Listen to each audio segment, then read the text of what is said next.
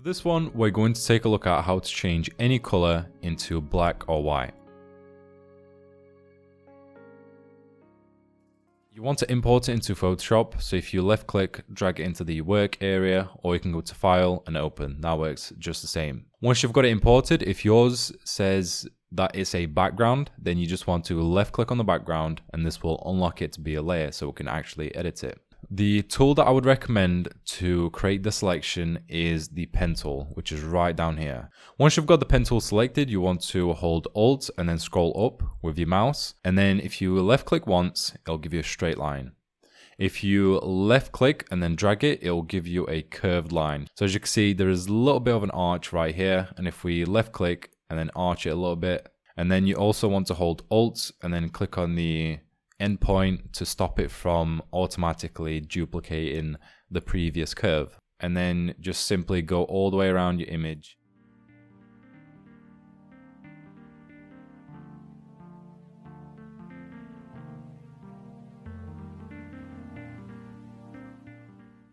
We're going to connect it up by going to the very first one that we created. When the circle comes up, you just want to left click and then that will connect it all up. Go ahead and press Ctrl and J to get yourself a copy of it. On the new layer, you want to make sure you select on the top one. Go ahead and go to Selection right at the top. Put it to 0, press OK.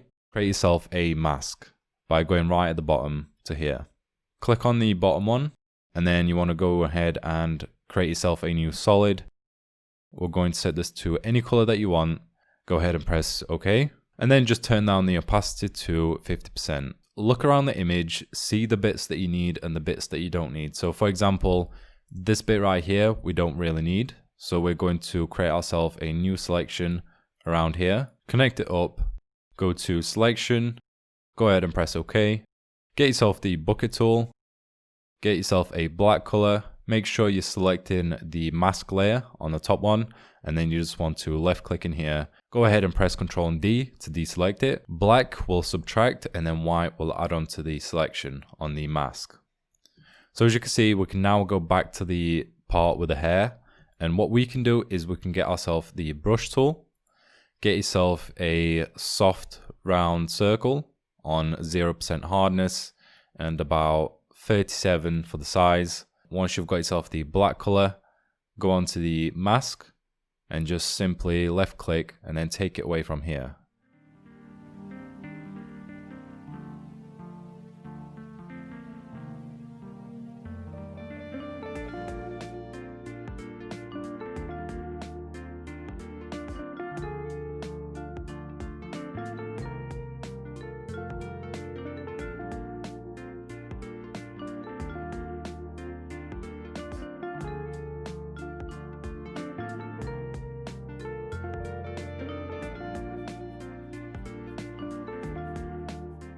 Now that you've done that and you're happy with your selection, you can hide the middle one.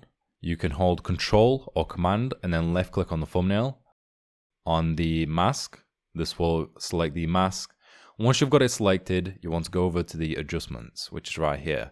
If you don't have this or you don't see it, you can go to Window and Adjustments right here. You can move it wherever you want. So first thing, we need to get ourselves a black and white.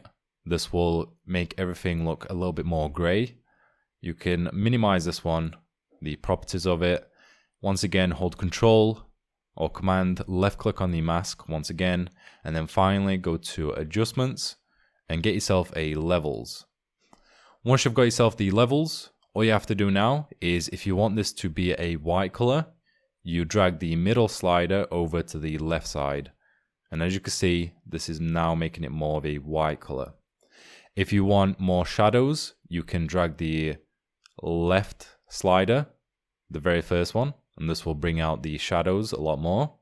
And then the last one is all about the lighting. So if you want it super bright, you can drag it over to the left, or if you need to make sure you still have a little bit more realism, then drag it over to the right side.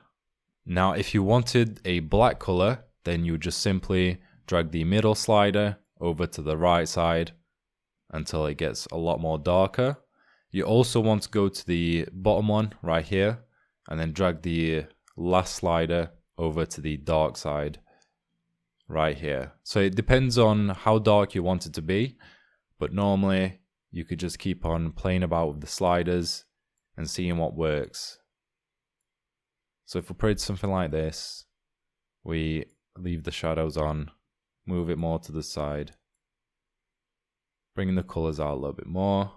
Now the only thing about this is that sometimes you'll have areas, for example, bits like here, and then this bit right here, which you need to fix. And that's easily fixable because you can get yourself the brush tool, make sure you're selecting the levels, make the brush size a little bit bigger, get yourself a white color and then just simply fill it in. This will make it more darker. You can also do the same for the black and white, and this one will actually give it the color.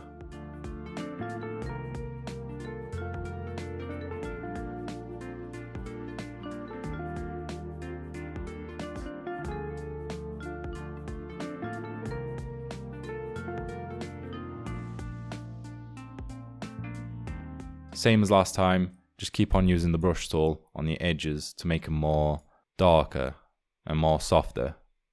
So as you can see, that's making it look more realistic. And just keep on swapping between these two, making sure you add the color and the adjustment of darkness.